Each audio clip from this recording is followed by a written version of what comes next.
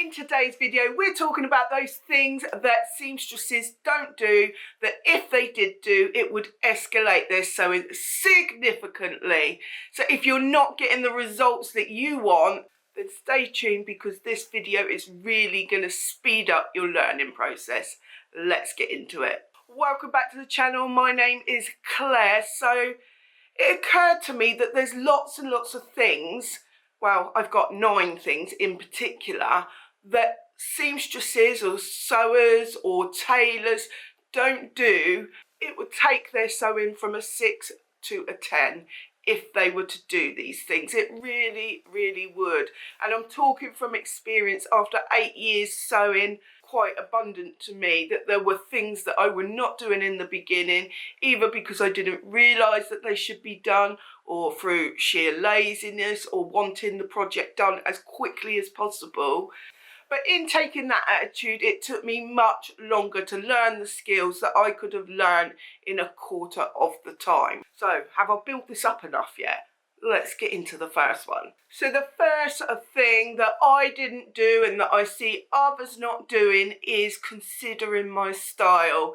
I would see these patterns that were released with gorgeous, gorgeous photography, and I had to have the pattern there and then. No consideration whatsoever about whether it suited me.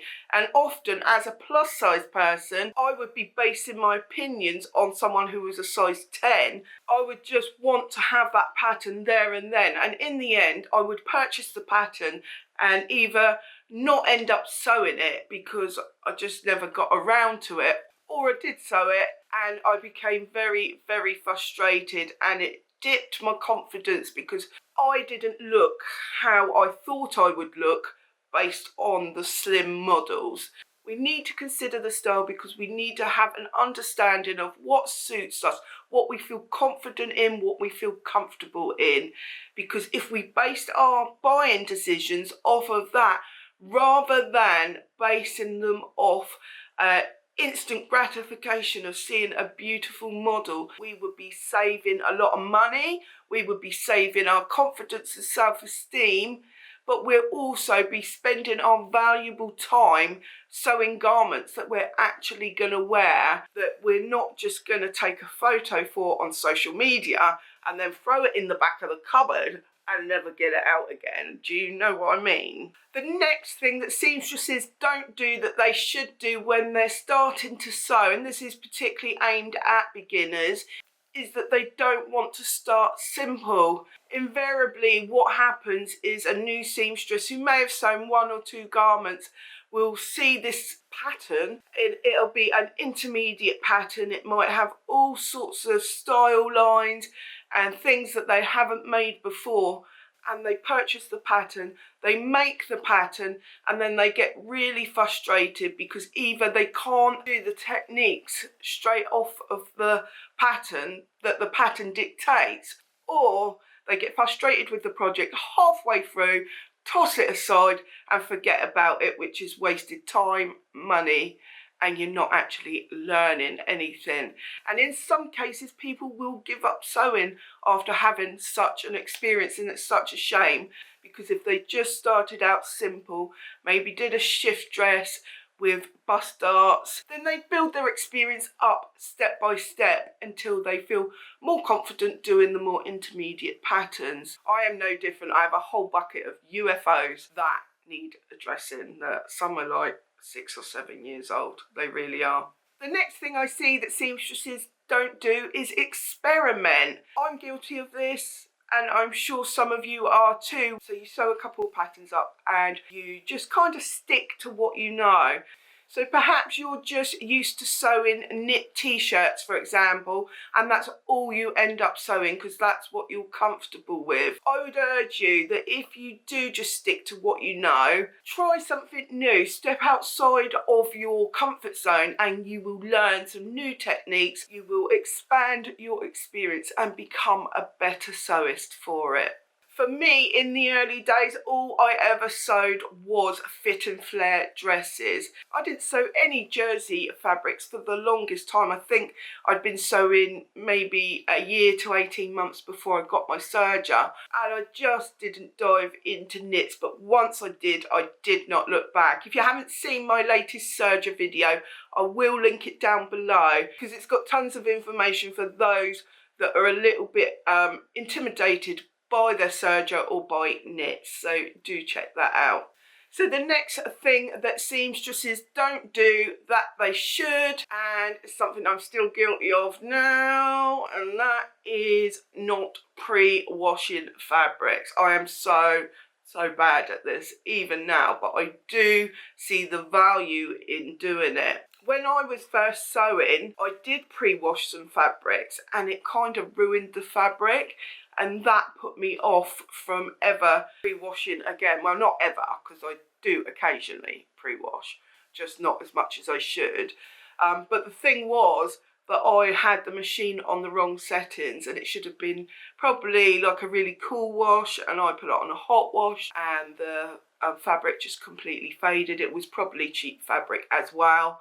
So if you pre-wash your fabrics, you're going to relax the fabrics, so they're going to be easier to work with, and also if there's any shrinkage that is going to occur, then it will occur during that wash. Yeah, so some fabrics will shrink worse than others.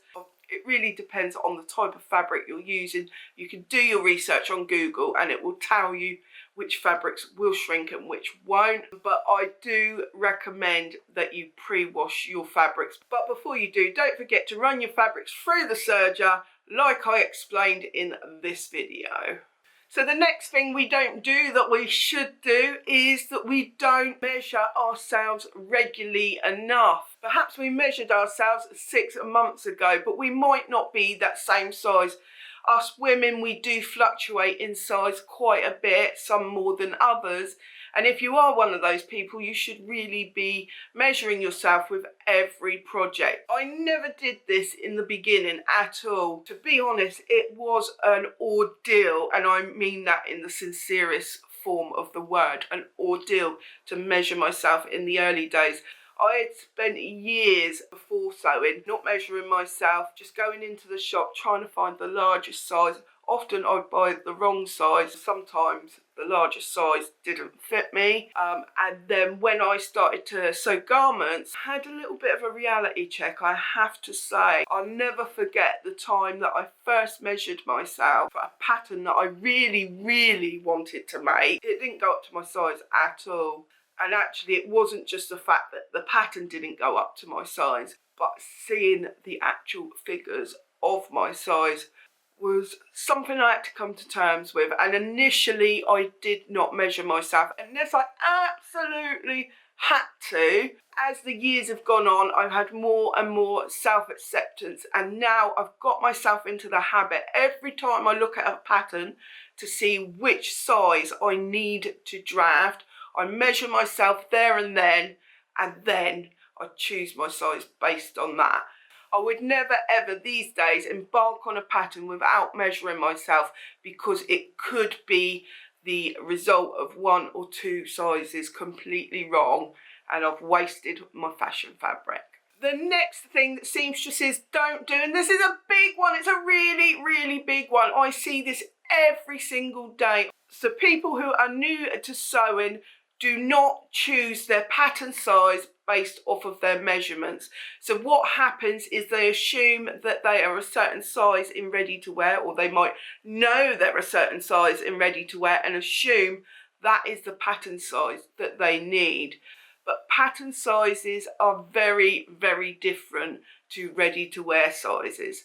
Some pattern companies will design their patterns based off ready to wear, but you cannot guarantee that. And for that reason, you need to be choosing your measurements. And I know there's a psychological aspect to this. I know that from my own experience. In ready to wear, I am a size 20, but in patterns, I can be a 26, 28 sometimes. And there is a real emotional adjustment that I have to make in my head to accept that.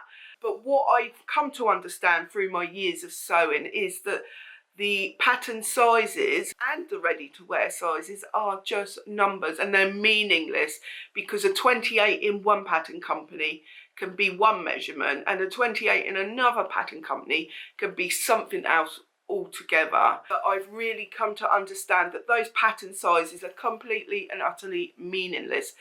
The only thing that matters is what your actual size is, and that you base your pattern size off of those measurements. You can choose a pattern size based on vanity. If you've always been a size 10 in your head and then you choose a size 10 pattern just because that's what you know you are and that's how you reinforce how you feel about yourself, that's fine.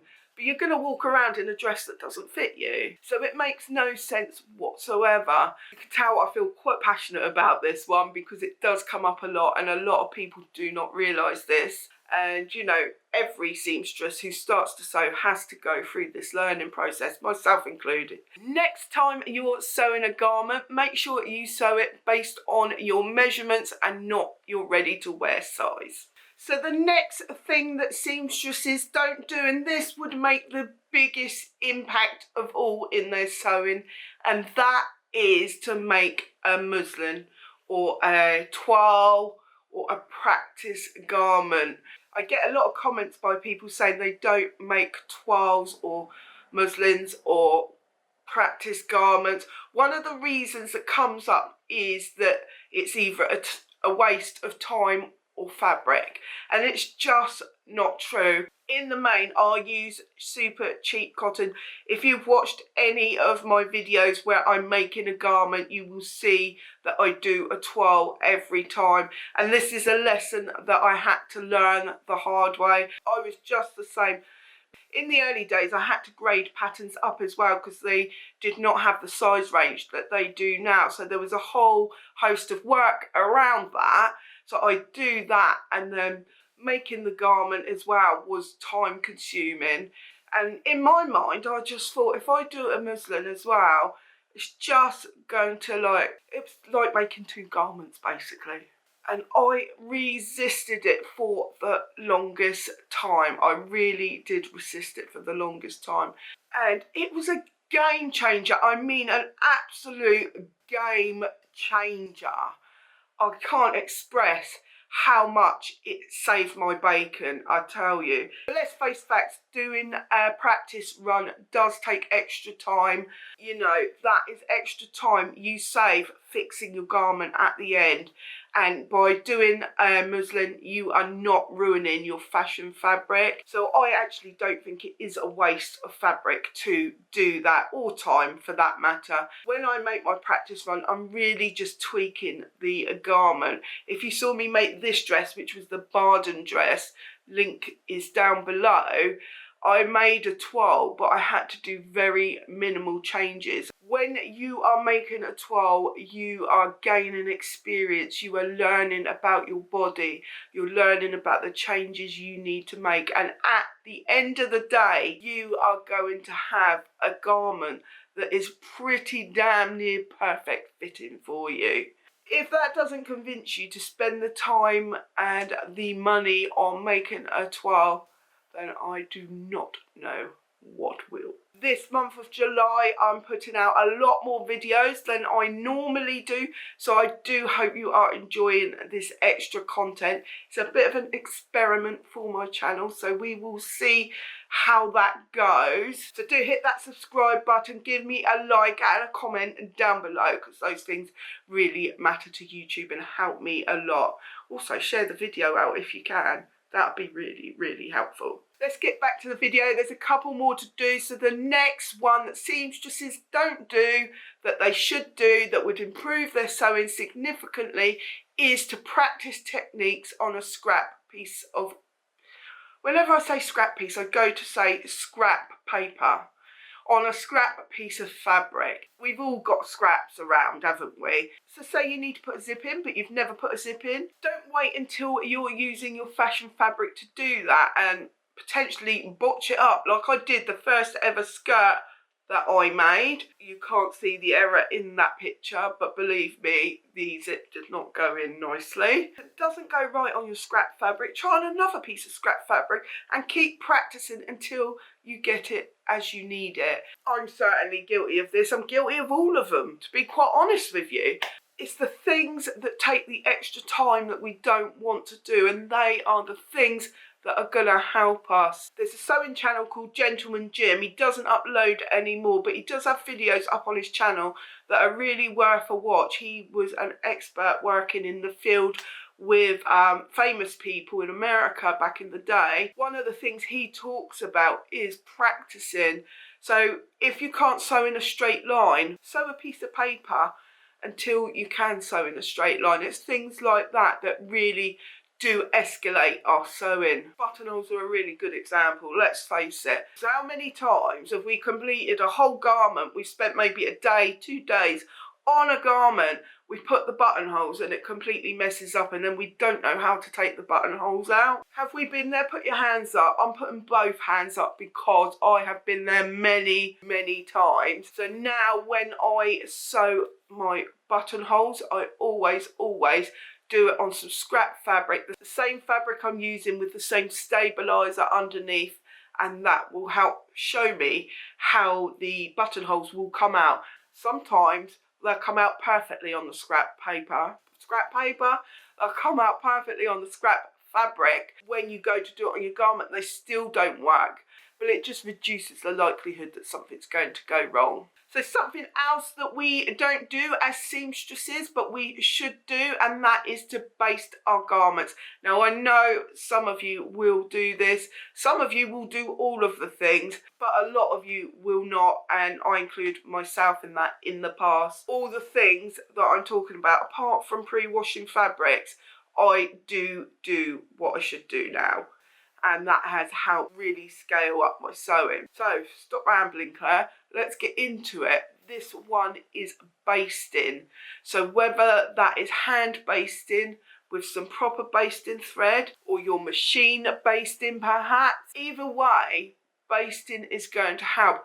When you sew a zip in to a skirt or a dress, you will always put a basting stitch in first, won't you? Everyone does that. It's just something we're taught to do when we're taught zip. And that is because when you put a basting stitch in, which is just a loose stitch, it's like the largest stitch size on your sewing machine, in my case 5, but it might be 4 or 4.5. When you do that, it secures the thing in place so that you can put the actual stitches in and it won't move. So often people will pin to the heart's content with a garment and then sew it with lots of pins. But actually sometimes using pins can be really cumbersome. Whether you've got pins or not, your fabric can be prone to moving about. And if you put a basting stitch in, and I prefer the hand basting stitches to the machine ones because you've got a little bit more control in that way, your garment isn't going to go anywhere when you sew your actual piece in, and then afterwards you can pull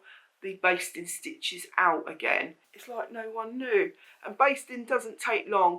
When I made my Sinclair Patterns Harper cardigan, I've got a video which I will link down below, I made that in a stripy fabric. I wanted the stripes on the patch pockets to match the stripes of the actual cardigan, and so I basted it in place, and it really helped. So if you don't baste, start basting today.